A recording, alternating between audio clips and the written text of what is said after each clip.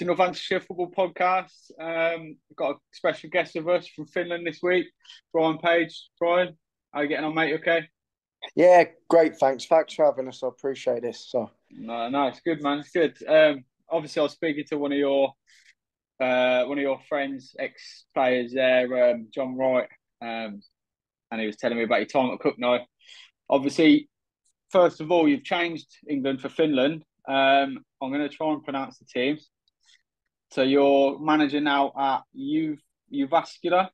Yes, right? That's right. Yeah. JJK, they call it, JJK. So nice. Central Finland. Yeah. So tell us a little bit about them. I believe they're second division. Is that right? Yeah, that's right. And traditionally, quite a big club here in Finland. They've been in Europe in the past. Had a little bit of financial trouble in recent times, and last year were relegated. So I got the call actually at Christmas when I was back in England visiting some family. Would I be interested in taking over as head coach? So we did the deal, and I've been here 4 weeks now. I'm really enjoying it, actually. The club, the squad we've got together, the staff that were already here have been great. So me and my girls have moved into the city and we're enjoying things. So yeah, it's going well. Good, fair play. What's the state of play there with the season? Because I mean, it's a different format to like the Premier League over here, isn't it? Yeah. So I've been here 4 weeks now. The players were in December for a little bit before I took over, and then we started our pre-season beginning of January. Right. So the season won't kick off for another couple of months because today's been -20. Jesus. So it's pretty damn cold out here. So most of the winter pre-season period is done in the domes.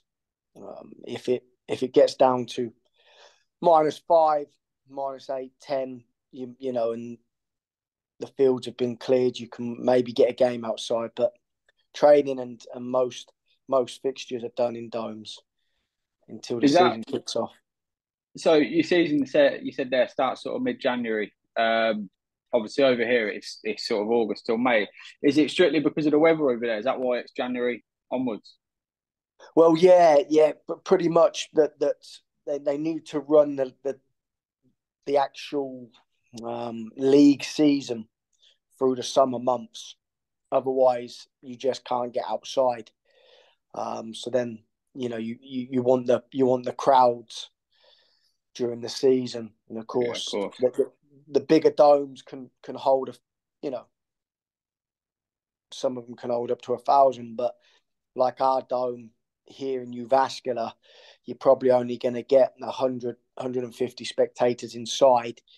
So, they have to play the regular season, the league season in the summer. So you have your pre-season in the domes, and then we jump outside for the league season. What sort of temperatures you getting there in the summer? Obviously, saying was it -16? Well, it's a contrast because we in the winter we can spend easily 20 hours of darkness. Right. Yeah, but then in the summer, the sun can be up for 20 hours, 24 hours. It's there's a big contrast. So the weather's okay in the summer. It gets fairly warm and it's pretty nice, and it's such a beautiful country. Actually, it's a nice place to be. So yeah, it's good to play in the summer. It's not bad. Nice. What was your, so go back then, obviously we mentioned there you played for Cogenhoe. So what made you change UK for Finland? Well, I've got to be honest, mate, that at the point that I had the phone call, I was actually assistant over at Kettering with Marcus Law. And I'd only been there maybe 3 months, I think, at the time. I'd left Histon where I'd been for a long time, and and jumped over to Kettering and was quite enjoying it. And then I got a phone call from a very good friend of mine who actually I played with at Peterborough when we were younger. And then when I went to Scunthorpe, he signed pro at Peterborough, but then went on and had a career out here in Finland. And after he finished playing, he took up some coaching roles and he ended up at SJK in Senihockey, SJK, but was actually leaving his role as the assistant manager there to become an agent. So he recommended me, and they phoned me and said, would you fancy coming out for an interview? So I literally just jumped on a plane, came out. They liked me, I liked the club, and we pretty much did the deal there and then, actually. And then I flew out the January of 2016. Yeah, nice. So that was like 8 years ago. So that's what really brought me out, just a contact. And you know, at that point, SJK were in the Champions League qualifications. Nice. They were just moving into a lovely new stadium. So I just thought, what a great opportunity this will be. So that was it. Yeah. You spent a lot of time at that club there, didn't you? Yeah. Actually, 8 years. 8 years I was there, and fantastic football club. Like I said, when I first went there, and they'd just won the league and qualified for the Champions League. So got to experience, you know, the Champions League qualifiers. We went over to Belarus and played Bate Borisov, who have, you know, spent loads of time in the Champions League group stages, playing the likes of Arsenal and teams like that. So that was a wicked experience. And then the year after, we won the cup, finished third, so we qualified for the Europa League. So that was a nice experience as well. We played over in Iceland, and that was good. So yeah, it's been a great experience. I took over as the head coach there twice in between managers that were leaving. I've held the assistant manager's role, the talent coach's role, the head of player development's role, the head of the academy, which is their second team. So yeah, done a bit there, but this is a great challenge for me, and a new start, an exciting little journey for me and my girls to come to a new city and experience something a bit different. Yeah, nice. Obviously, there you said you took over the manager's role. Is that just like on an interim basis there, like between managers? Yeah. What happened is that the manager that I came in with as his assistant, he left the club, and the club asked me to stay on, so I stayed on and become the assistant to the next manager. But he then got the sack, and they brought in a Spanish guy who I then became assistant to him. But then he got the sack that same season, so it was I think there was about 8 games to go, and they said, "Look, will you step in and help whilst we recruit a new manager?" So I did that, and then another couple of managers on from that, kind of the same thing happened. And at that point, I was with the second team, the academy team, you know, like the reserves, and they said, "Will you do it again?" And it was about the same 8 games. So yeah, it was just interim stuff as head coach there, but a great experience actually, because the first time I did it, we got back to the Finnish Cup final again, and it was actually being played in our home stadium. So nice. I got to experience that, and we played against JJK, the biggest club out here. So that was a nice experience, you know, preparing for that kind of event, and you know, being involved in that was good. Unfortunately, we didn't win, but you know, you learn from these experiences, really. Nice. Yeah, so your new job there at Jyväskylä, is this your first real sort of head coach role there? Yeah. It's over here. It is. Yeah, it's the first one. Although, you know, I was head coach of the reserves, and actually out here, some of the bigger clubs have their second team in the league system. So I was kind of head coach of them, and we got promoted I got them promoted from the third to the second to the first division, the one below the top level. So I was head coach of them, but this is, my first head coach's role of one club. What's your ambitions for the season? Are you likely to go back up, or it's certainly a lot different to where I was at SIC or SJK. They're one of the biggest clubs in the country with, a big stadium, big resources, stuff like that.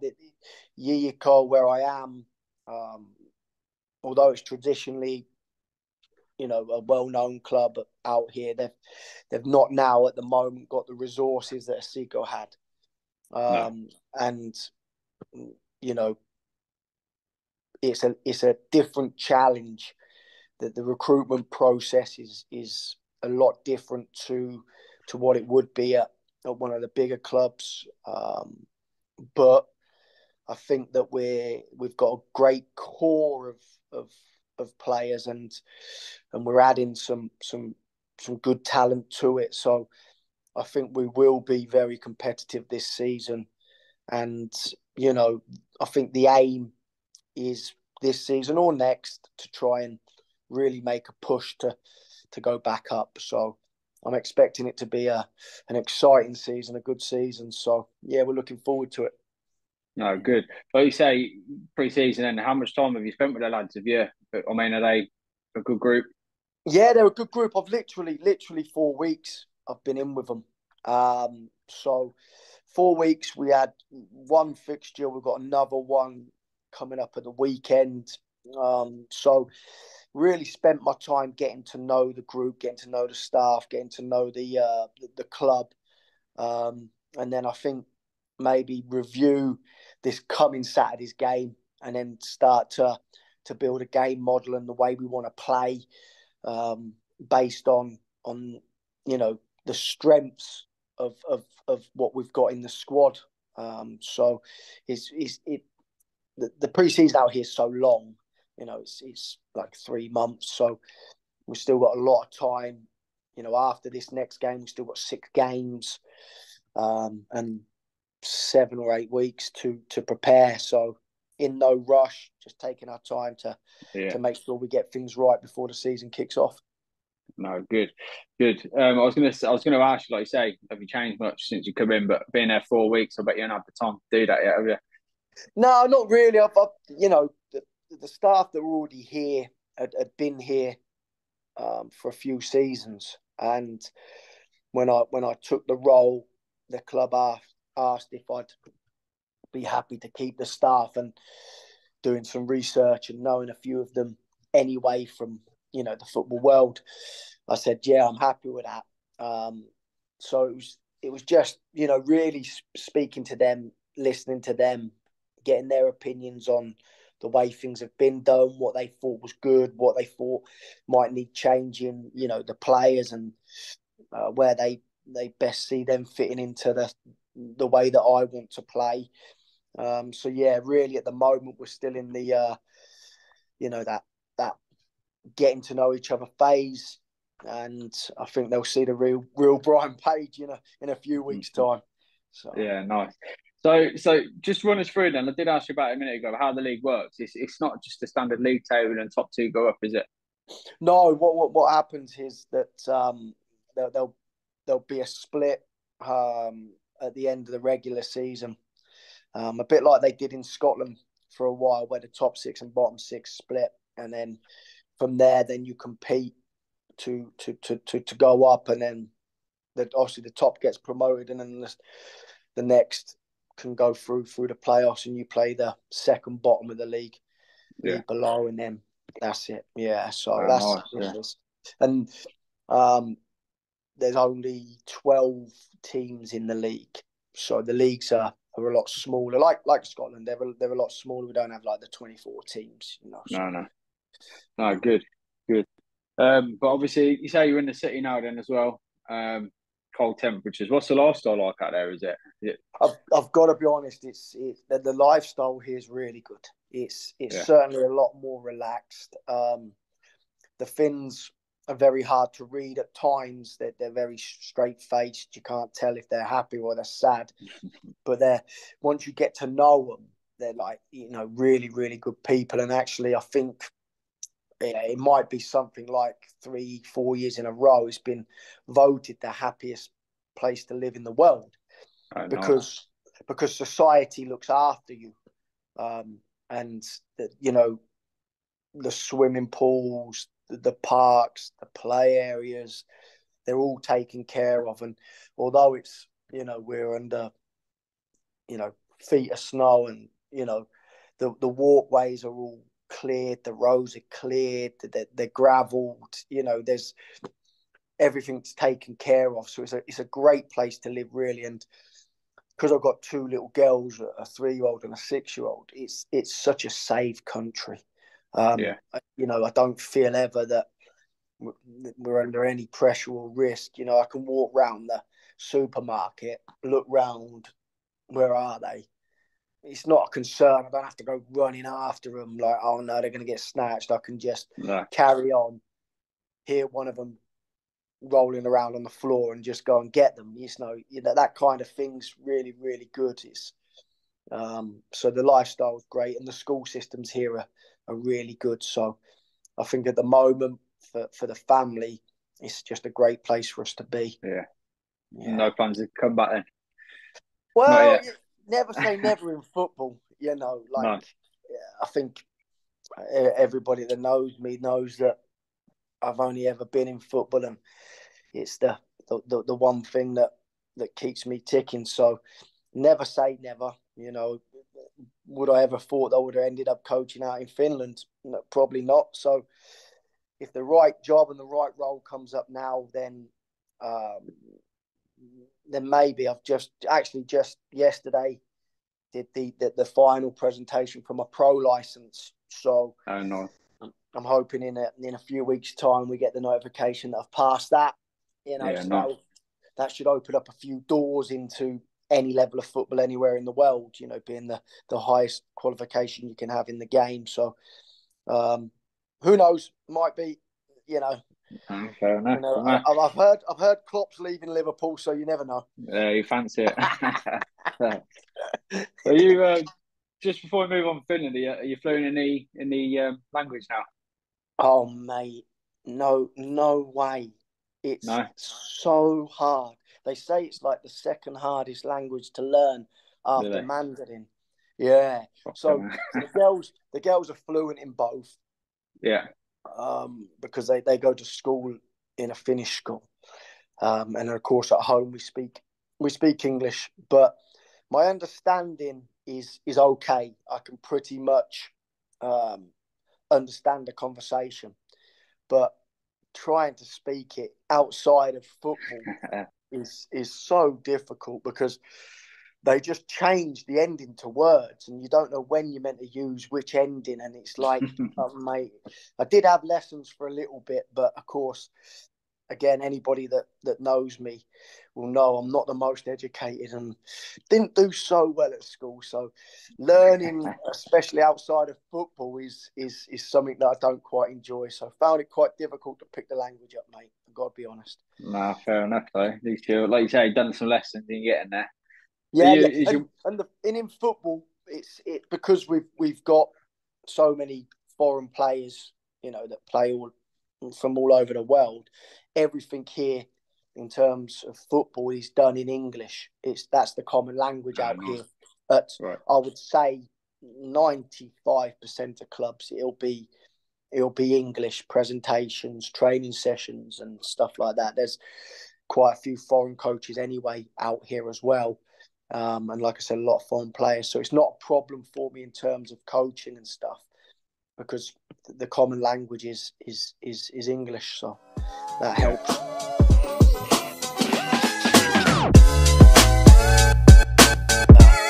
We're in the tunnel at Everton, and next thing, this absolute giant of a man comes walking next to me. I look up, can barely see his head. He's that much bigger than me. And he's got no shirt on still. and I must have been shitting my pants, because he looks down at me, he goes, you're looking nervous, son. Like, pats me on the head.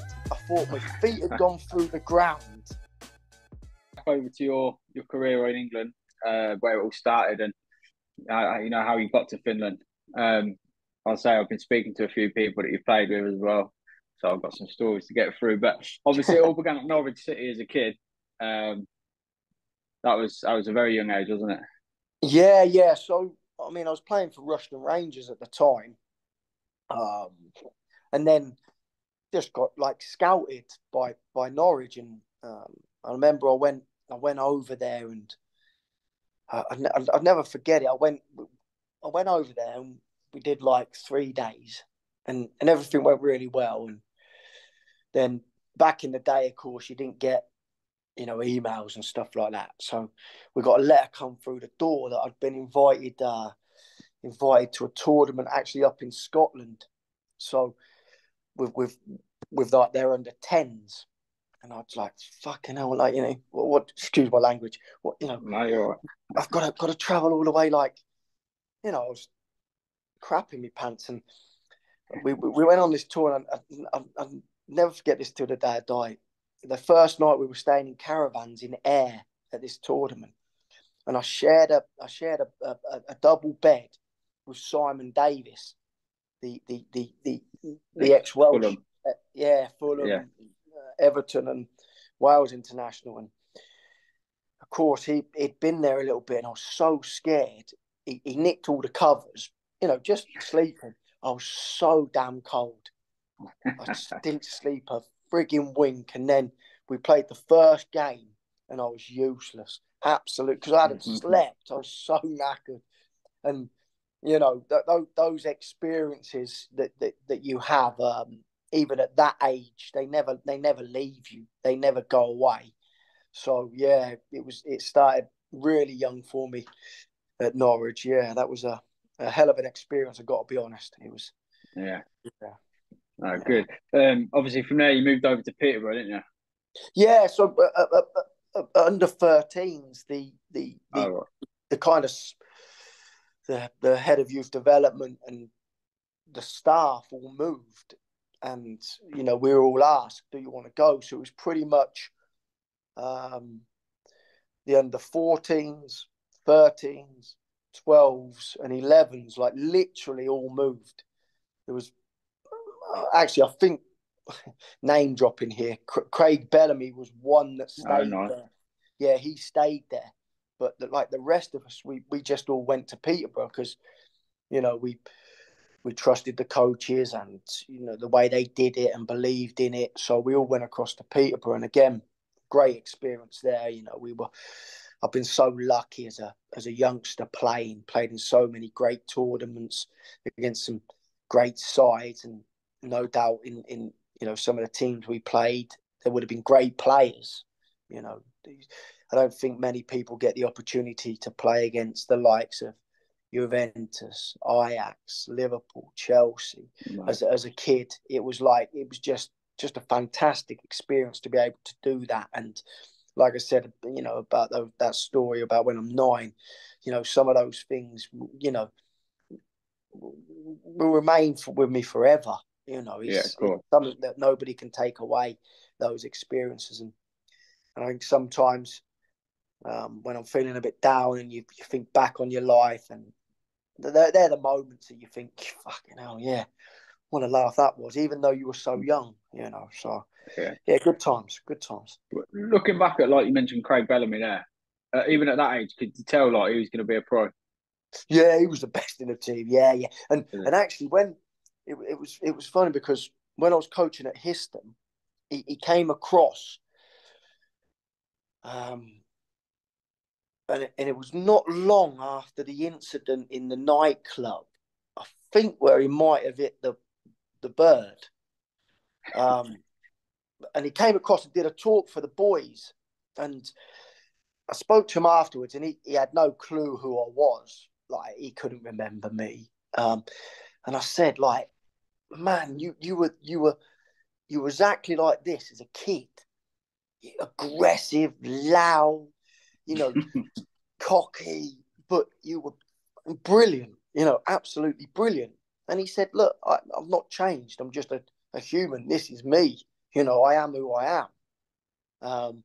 And he was exactly the same and it was kind of the same with the other players like Simon Davis. He was quiet. He was, you know, a bit of an introvert, you know, and I suppose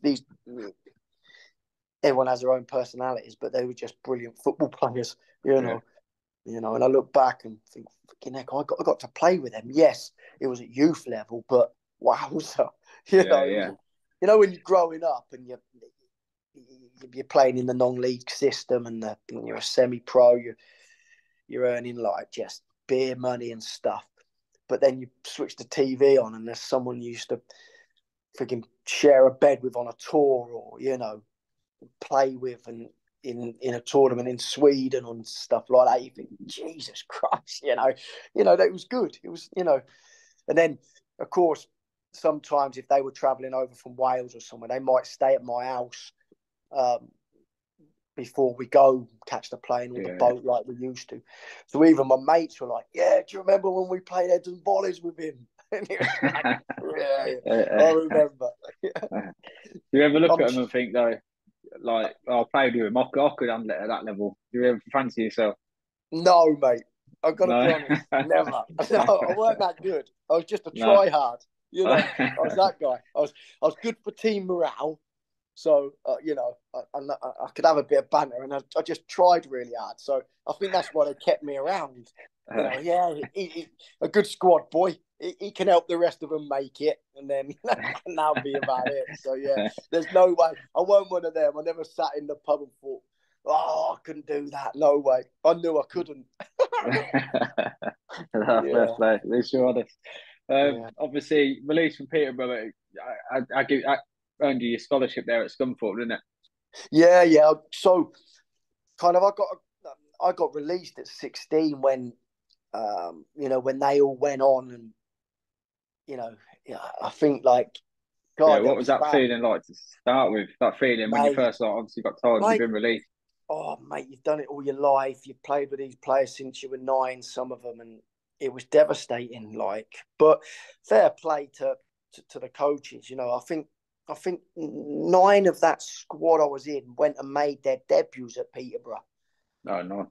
You know, like Matthew Everett and players like that, and that, you know, they went on and made their debut. So I look back and think there's probably a reason I got released. You know, but you know, I'd learned enough that, you know, I was able to go on and get a YT, as it was called back in the day, at Scunthorpe. So, you know, I went up there and, you know, thoroughly enjoyed that as well. You know, great experience being a young professional, living the dream, getting paid to play. So, you know, nobody can take that away. So it was good. No, good. Obviously, then that did lead on to a professional contract at Scunthorpe. Yeah. Is that one extreme, obviously, for being released, getting a pro contract? I mean, other end of the scale, isn't it? Again, you think of the percentage of young kids that start out when they're 9 that go on to sign a pro contract. You know, it's under 1%, I think, or something like that. So, you know, I'm proud of that. But I think, if I'm totally honest with you, when I look back now, and it isn't, and I've got to be honest, over some recent years, I've had a little bit of trouble, had some therapy and stuff. And it isn't till you really look deep into what, you know, what's going on, is I think back then I'd reached my dream. I'd done it. I'd signed a professional contract. I'd become a professional. Yeah. And I think what I didn't do then was set the next target, you know, the dream of 100 league games. And maybe I just dropped my standards a bit. Yeah, that's it. You made it kick back and relax. Yeah, and kind of thought that was it. I've made it. I've signed a pro, but I got released from there because I made no effect on the first team. You know, so, and you think to yourself, you don't know at the time. You just get a bit bitter, you know, that you didn't get an opportunity. If they would have given me an opportunity, I would have, like, but did I earn the opportunity is the real truth, you know? from signing that pro, you know, it was one of the proudest moments of my life because it's something I'd dreamt of since I was a little boy. But then maybe I just didn't know, you know, that I needed to set the new goals, you know, make me debut, make me 100 for, you know, and keep going that way. But, you know, those things happen, and it took me into the non-league game where I certainly had a lot of fun and played with some unbelievable guys and made some lifelong friends. So I'm certainly not going to complain and look back and be bitter about it. No. So. Did you before we move on to Scunthorpe, how many games did you play for them? Did you make any first team appearances? A total of no league appearances. Oh, right, okay. Yeah. So I played one League Cup game. I travelled with a squad to Everton in the FA Cup, sat on the bench, but wasn't in the squad, and that was it. A sum of not much, if I'm going to be totally honest with you. So that's why you get released, because you make no effect on the first team. So fair enough. Thanks for that question, by the way. I appreciate you asking. So put you under the bus there, didn't I? Obviously, one person I spoke to is Jon Wright from Cogenhoe, and he's told me there was a story with Duncan Ferguson that come across at Scunthorpe. Yeah, mate, because that was the FA Cup one, and I never forget it because I'm a Scotsman, although I don't sound it. And he was like, you know, one of those players you look up to and you think, yeah, you know, Scotland. And I remember, so the team got changed, and I was lucky enough I was allowed to be on the bench and be involved, although I wasn't in the squad. So I'm stood at the back of the line, and we're in the tunnel at Everton, and next thing, this absolute giant of a man comes walking next to me. I look up, you know, can barely see his head. He's that much bigger than me. He's got no shirt on still. And I must have been shitting my pants, because he looks down at me, he goes, "You're looking nervous, son." Like, pats me on the head. I thought my feet had gone through the ground. I was thinking, I'm glad I'm not playing, because if I had to mark him, you know, he'd eat me as a snack, I think. You know, it was unbelievable. So, you know, that was a wicked moment, like a wicked moment. Just to be that close to somebody you look up to was, you know, a special moment. Although, you know, I weren't involved and didn't play.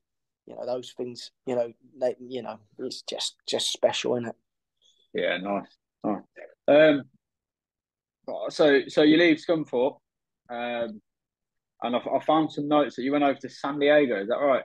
Yeah. So, you know, you kind of fall out. Actually, I fell out of the program, and I went to Rothwell Town in the Dr. Martin's Prem, as it was called.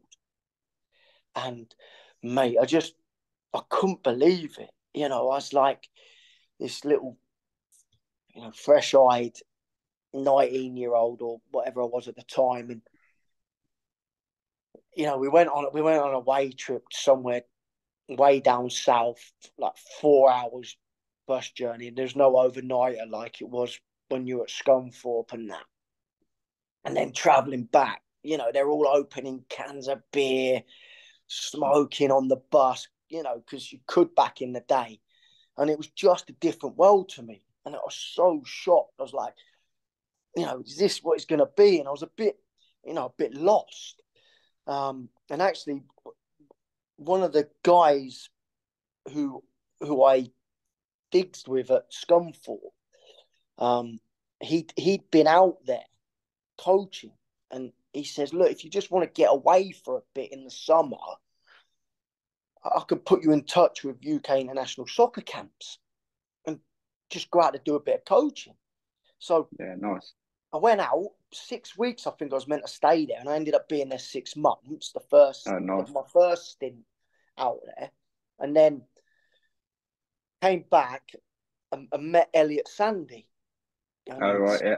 And it was funny because a group of guys I knew were coaching at Northampton, kind of in the centre of excellence, and kind of running their development centres at the time. So they said, why don't you come and coach for us? And actually I was trying to renew a visa to go back out to America. And I said, all right. And Elliot was doing a bit of coaching for him.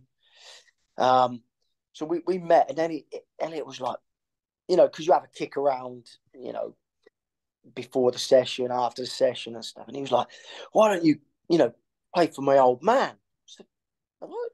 He said, yeah, my old man's the manager up at Cogenhoe. I was like, Cogenhoe? Have they got a football team? Cogenhoe was a little village that I knew of because I went to school in Wollaston. So it was just a tiny little place. I thought kids just came to school to Wollaston from that little village. I didn't even know they had a team. And they said, yeah, and the players, they get paid. They get a bit of money. I was like, what? What's going on here? So I said, mate, put me in touch. Get me involved up there. So he put me in touch with Adam, who, by the way, is one of the nicest guys I've ever met in football in my whole life, even to today. Just a diamond of a guy. Like, you can see why Elliot is the way he is, having a dad like that. He was just, now I'm a coach, I can see he was so empathetic to everybody. He just had this understanding of how to deal with people. And I was a little bit, off the wall at times. But he just knew how to handle me. He could be my best mate, but then he knew that I might need a kick up the backside. And, it was, signing for him over at Cogenhoe was, I tell you, that time was some of my most favourite times in football. We just had such a blast, I've got to be honest. Such a blast. How long did you play for Cogenhoe? How many seasons? Then, yeah, no. So then the first stint, if I'm right, I played like maybe 3/4 of that first season, and we did all right. We were doing all right. We were like top 6, and it was going all right. And then I got my visa through to go back to America. So I went back to America to do some more coaching, and then I had to come back to renew another visa. So then called Adam up and went back there. And then that was the season that we won the league. Yeah. Up 2004, 2005 season. Yeah, bloody heck, yeah. Well, that's a long time ago, isn't it? Yeah. So but we had such a good side. It built such a good team. I've got to be honest. It was, wicked. And then towards the end of that season, did Dan Ullman come and play for us at the end of that season, maybe as well? People like that we had. Elliot. And, mate, we had, it was so good. It was so good, tell you. So, obviously, that year you won the league, to that final, it come down to the final day, didn't it? Yeah, because we'd played Potton and the lights went off. So the game got abandoned. So we had to go there last game of the season. And I think we only needed a point, and we got it. And it was, I'll never forget, people listening might know Wrighty. He cleared one off the line. I don't know how he got there. He was a great left back, hell of a left foot. Yeah, so bang off the line. Oh, mate, magic, absolute magic. It was. And I made sure it was magic. Me and Jon Wright in the clubhouse. Oh my God! After that game, I'll never forget. We looked out the window. The sun was coming up over the hills. Still drinking. Just fell back off my stool. Jon Wright was like, "I reckon we should maybe get going." And we walked back to his house. Oh mate, it was special times. Special. Was the whole squad were there at the clubhouse? Most people went back, but we had a big poker culture. We had a big poker school going. So we all went back, I believe, but because it was midweek, like most people had to work and stuff. Wrighty's old man would give me a bit of work, doing a bit of labouring for him. his building company. So, you know, he kind of knew the score that I wouldn't be in the next day. So I thought, hang on a minute, if I'm not going to be in the next day, I may as well enjoy myself. So exactly, yeah. so we did. Yeah. I think that might have cost them a little bit that night because we certainly drank a bit.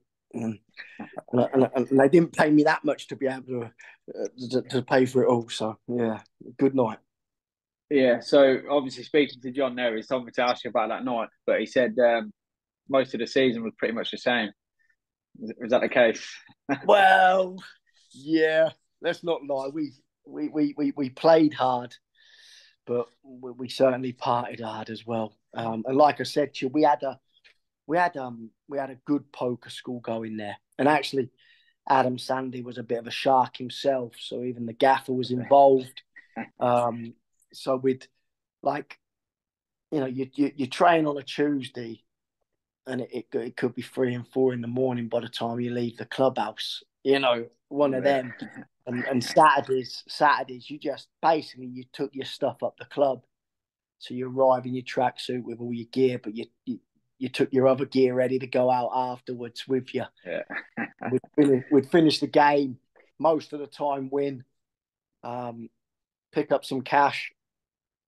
There you go, gamble and drink until it was time to go down into town.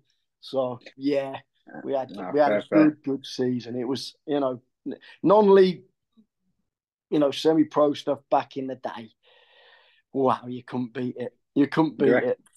Do you reckon? Obviously, I know where you are now. It's not so much non-league over here, but do you reckon that's changed over here now? The drinking culture and the football is totally different. Yeah, well, for especially the guys that I know that I've coached and that are playing at that kind of level and stuff, it's certainly more professional than it was. But you hear these stories about Merson and all them lot back in the day. They were doing what we were doing and playing Premier League football. Yeah. So I think things have certainly changed at all levels, and even these days with the money, we just had a rule that you didn't do it on a Friday before the game. Nobody did it on a Friday before the game, but apart from that, we were enjoying ourselves. So yeah, I think it's changed a bit. I think. Yeah. Obviously, like I say, I know it must be a good season because I contacted Elliot Sandy as well for sort of any questions about you. And he come back with 3 stories and none of them are football related. That don't surprise me. I gotta be honest. No. One of the ones he's saying in Magal with James Alga. Something happened in a hotel room.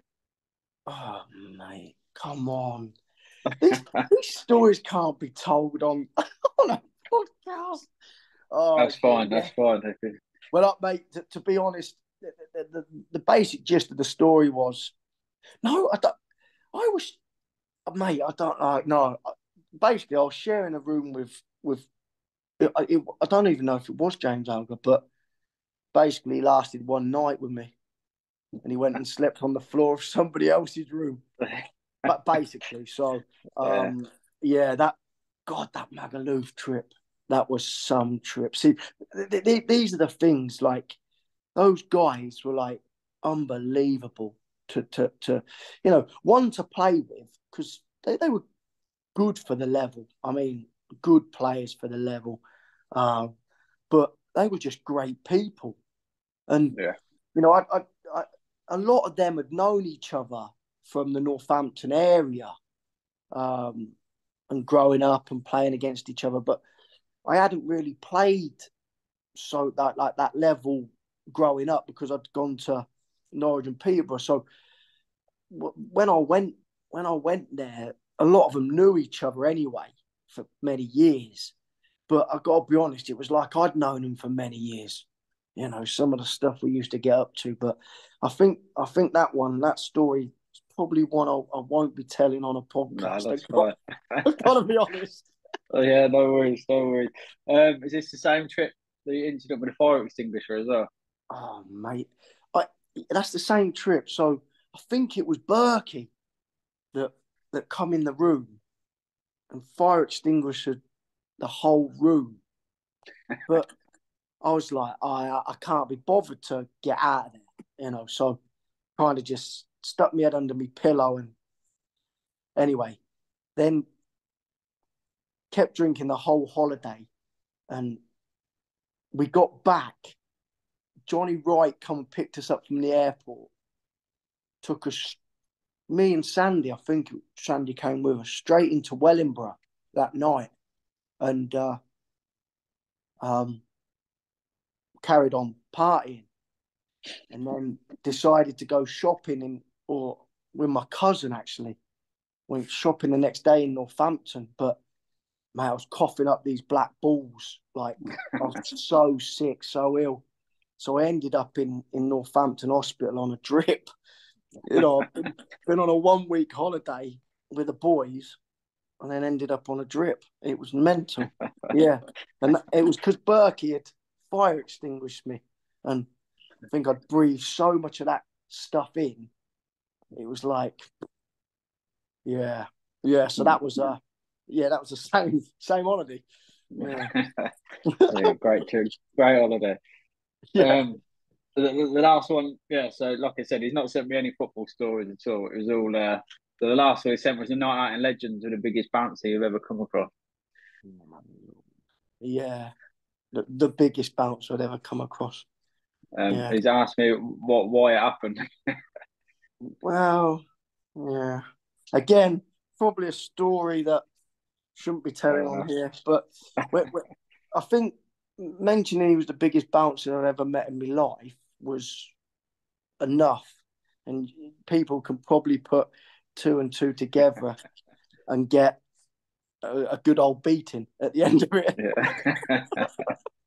Yeah. So yeah. No, Sandy, he could have pulled up at least one story, like I whipped a ball in against somebody and he's come in at the back post and scored and it was the best cross he'd ever seen or something. But not Sandy.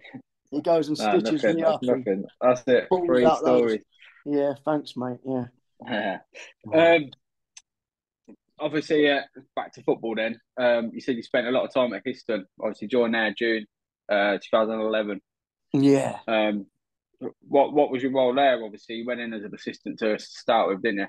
Yeah, well, no, actually, I went there as like scholarship lead coordinator was my role.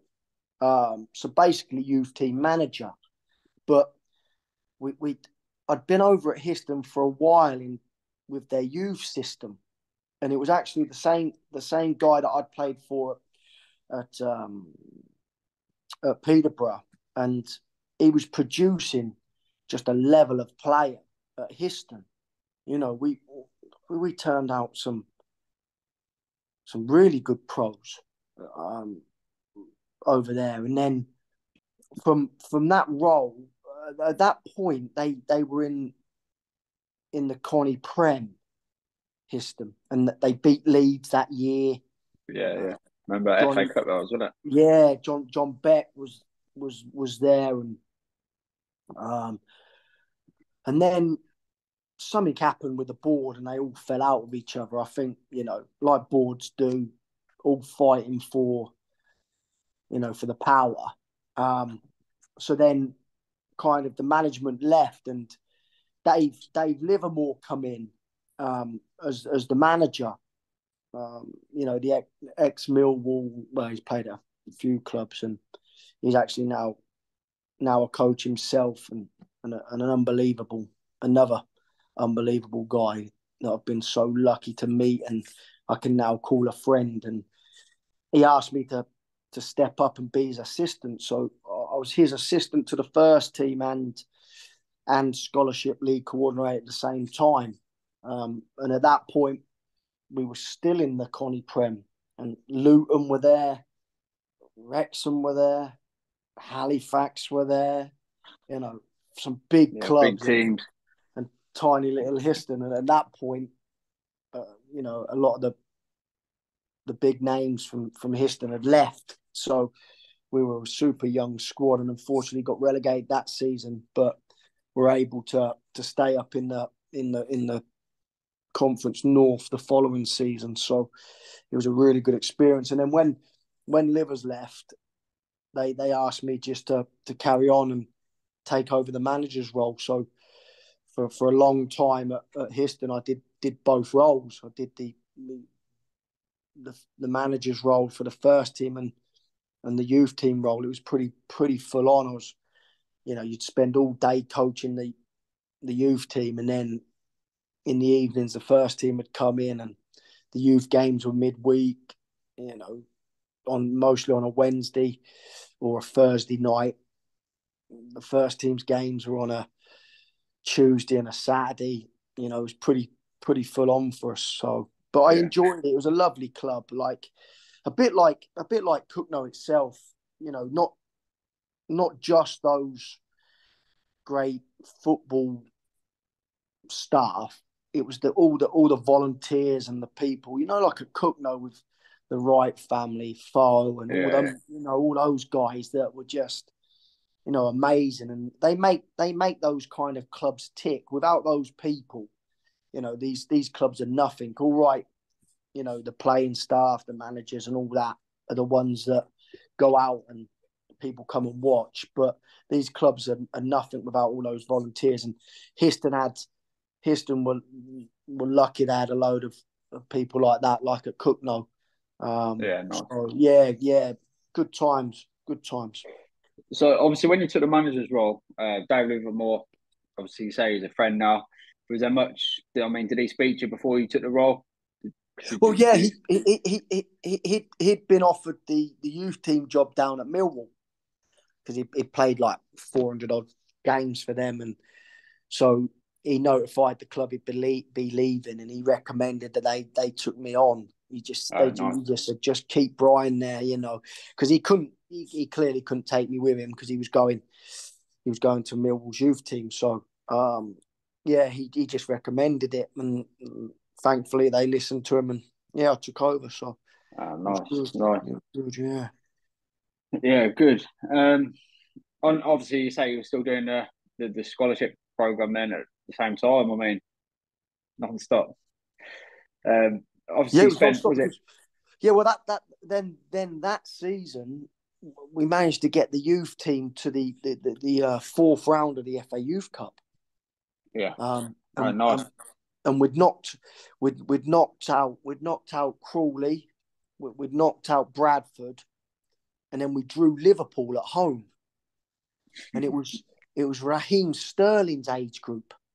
Oh, right. So he'd already broke through into the first team. Okay. But like Jordan, I played. Right. And it was funny because off the back of that, they beat us 4-0 in the end. But off the back of it, me and Jack Cassidy, who was my assistant at the time, we got a trip up to Liverpool to go and visit them. To go and have a look around, see how they do it, and chat with the coaches. And Michael Beale was like the under-16s manager, and he's been on to go on and be Gerrard's assistant, Rangers manager, and I think he's now in at Sunderland maybe. Right. So, and he gives a tour of the facilities and stuff like that. So, amazing experience for us to be able to be involved in something like that. And it was a great season, a really good one. And actually the first team did all right that year as well. We stayed up in the Connie North again on the last day of the season up in Bradford Park Wanderers. We stayed up. So, the whole year was a great year, really. Yeah, good. How did that finish? Obviously, your last game there was a 4-4 defeat at Kettering, the team that you went on to join following Histon. Yeah, look, I mean, I'd been there so long at Histon, and I was, doing everything, and money was tight, and of course, it was a full-time job for me, and I think it got to the stage where everybody needed a change, really, if I'm totally honest. When I first left, I was a little bit bitter. I was a little bit like, but we just, there'd been a couple of months where my wages were late and stuff like that. And I just said, no, enough's enough now. I'm gonna move on. So it was only from there that, then I got a call from Kettering, who had recently played them. And of course, they give us a call, and I went and met Marcus and ended up becoming his assistant for a few months before coming out here. Yeah. So I was doing my research earlier. So you left Histon in September 2015. Yeah. I found an article from the end of October saying you joined Stanford. Oh, yeah. Say I joined Stanford. Not really, mate. It was what had happened is they'd just taken on Stan as a manager, Andrew Wilson, who'd been an assistant for me at Histon as well before. Oh yeah, before Jack Cassidy took over as assistant for me, and then he'd gone there and he just said, "Do you want to come over if you're leaving there and come and help?" And I said, "Yeah, that'd be great." But I think I only went to one game. Oh, right, okay. I just and maybe only one training session. It was just like I just couldn't make things work, personally with it all. So I didn't actually receive any payment, or no. I didn't sign a contract or anything like that. I was just helping out a mate, really. So yeah. No, so obviously on to Kettering and Marcus Law. How did you find him? Yeah, great guy. Yeah, great guy. Yeah. I got on really, really well with him, actually. Really well with him. And I really liked him. And I was disappointed that I thought they'd go on and do really well under him when I'd left. They had a good squad, a good good team. Was sitting nice in the league at the time, and I'm not sure really what happened. I've stayed in contact a little bit with him, just messages and bits and bobs, but yeah, it was a shame because he was a good guy. And they had, like I said to you, we had a good squad there. We had a good team. So yeah, a little bit disappointed. I do look back and wonder what could have happened if I would have stayed.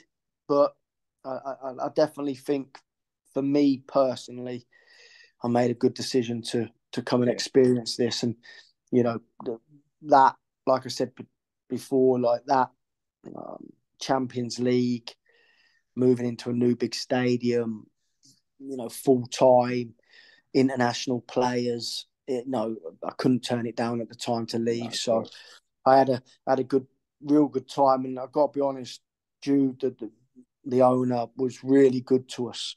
I mean, really, really good to us. And again, a great guy that had that club at his heart, and only ever wanted to do real good for him. So it's a little bit of a shame watching them in the position they're in, but I know Jim the Mosere really well. So I'm hoping that he can keep them up this season and build for next. Yeah, it's obviously going to be hard for them to stay up, but you never know. They beat second in division, and Jim's a good guy. So if he can get them battling and working hard, I keep looking out for the results always. So hopefully they'll be able to do it. No, it'd be great for him to stay. Obviously, Jim's former guest of the podcast as well. So okay, yeah, he's we wish him real all the good best. Guy. Yeah, good guy, real good guy. So what was Marcus's stance on it? Obviously, telling me, was he happy about it, or was he a bit down, or what you mean about you leaving? No, when you left. When you brought the news to him. Yeah, because it was so strange. It was like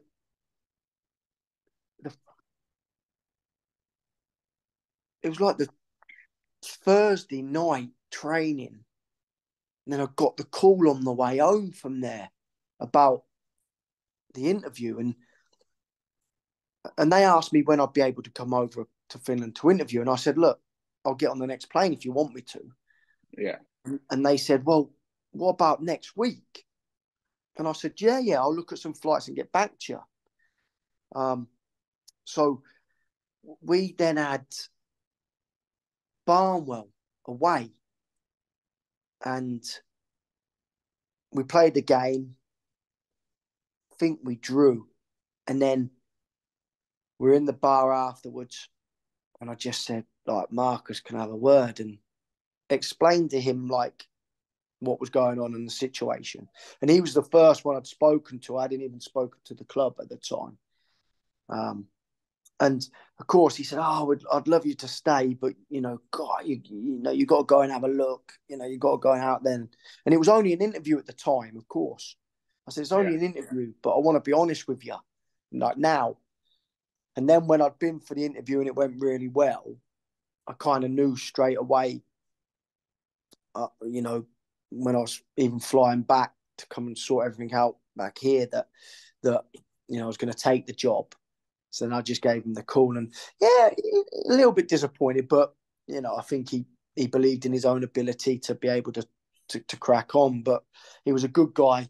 He just said, "Look, just go for it, enjoy it." Yeah, and actually, for when I first come out, we spoke quite a bit, and he said, "How are things going? Do you reckon you're going to stay there?" and stuff like that. So, and then ended up being out 8 years. So.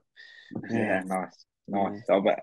Yeah, like you say, though, I bet you wouldn't change it for the world now with the Champions League. For no disrespect to Kettering Town, but Kettering Town to Champions League. Yeah, no, I wouldn't. And then, and in fact, then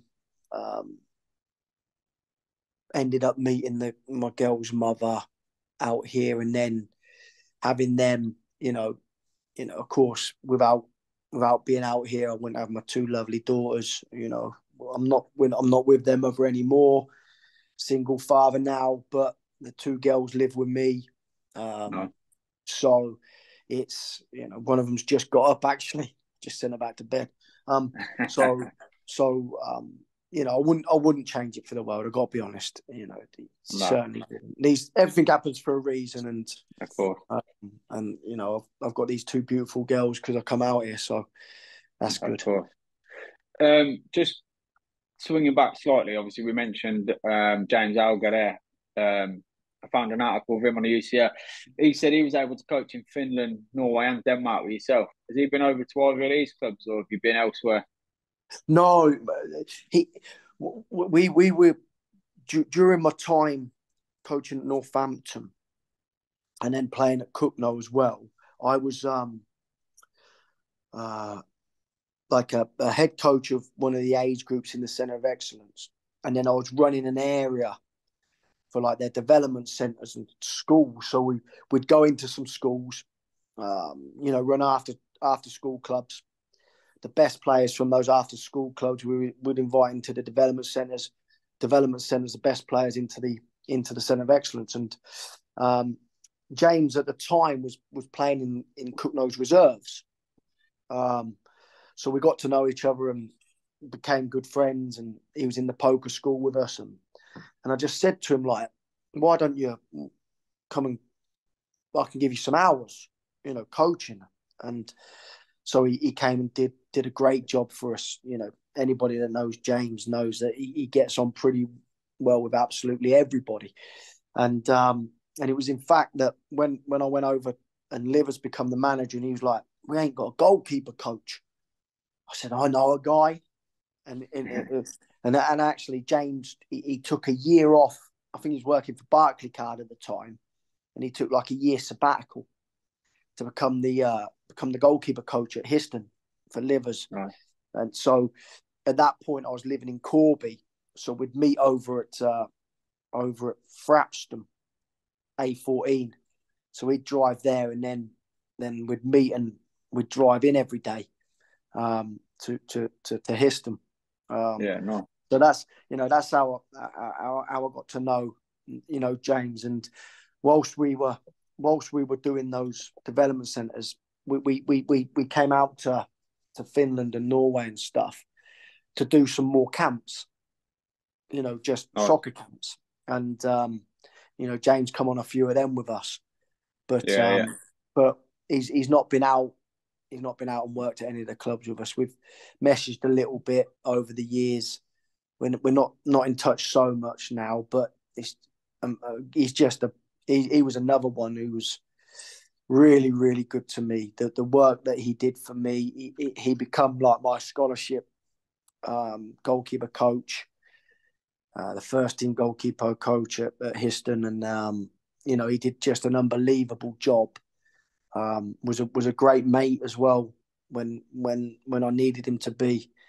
And it's great to see how well he's done in the game, and it doesn't surprise me because he was always very good at what he did. So yeah, that's how I knew James. Yeah. No, fair play. You say you're not in touch that much anymore. Are you in touch with any of the lads there from Cookno? Jon No, Wright not or Elliot Sandy no. still? Like only a few messages every now Yeah, and again. Social media. So I'll drop in a few messages. They'll drop a few messages. Really, not I wouldn't say that I talk to anybody on a regular basis so much now. Being out here for so long and being involved at the level I was at, it kind of consumed me, took over me, and I kind of lost touch with a lot of people for a while, which is a little bit sad, really, because they were such great guys. But that's life, I think. yeah. But Life it's gets in the nice way, to doesn't it? drop a message every now and again into one of them, and they'll drop one, or the LinkedIn message will come through and stuff like that. So, and of course, Cookno is probably one of the first clubs I still look for, apart from Dunfermline. Cookno is probably the second club I look for always when I'm looking at the results. Even still today, when I don't even know any of the first team managers or even probably even any of the players, it's nice to No. see how they're getting on. Yeah, no. So obviously, like you said there, not in too much contact, but obviously from me speaking to the lads, I can see well respected from them. And there's a lot of love there, obviously. So it's good to see, like, and obviously football's missing that nowadays.